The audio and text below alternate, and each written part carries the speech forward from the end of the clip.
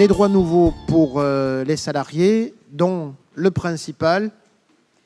point fort de la réforme, le compte personnel de formation, qui prend le contre-pied du DIF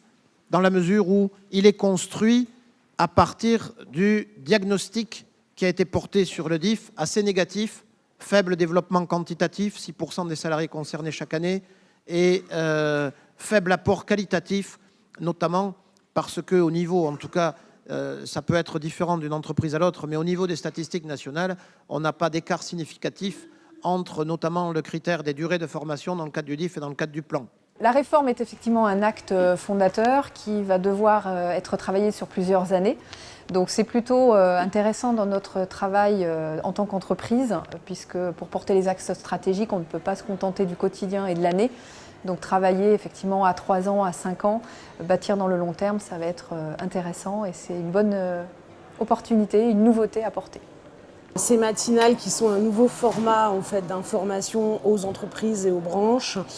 correspondent tout à fait à notre attente. En tant que signataire et négociateur d'une convention collective, on avait des tas d'interrogations sur cette réforme et moi je suis venue ce matin pour être éclairée en fait, sur le rôle des branches et sur tout ce qu'il y aurait à négocier au niveau des conventions collectives. Voilà. Et j'ai eu la plupart des réponses à mes questions sous l'attente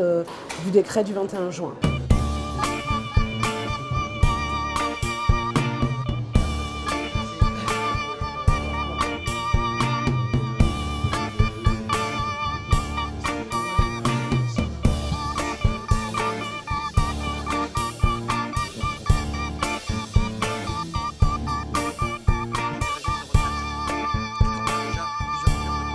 L'autre aspect très positif de ces rencontres, c'est l'échange avec des personnes de la même branche d'activité que nous, en l'occurrence ce matin celle du commerce et de la distribution, et parce que ces échanges sont aussi très précieux dans notre domaine d'activité. Cette matinée a permis de présenter ou d'aborder de nouveau quelques questions, notamment pour ce que nous allons devoir entreprendre en termes de révision des accords collectifs de branches existants et pour pouvoir se préparer à l'application d'ici début 2015. L'OPCA va avoir pour nous un double rôle. À la fois, il va continuer à nous aider ou à aider individuellement chaque entreprise à trouver les bonnes solutions, mais plus largement, vu le changement de contexte, voilà, on a besoin du Forco comme partenaire privilégié, expert,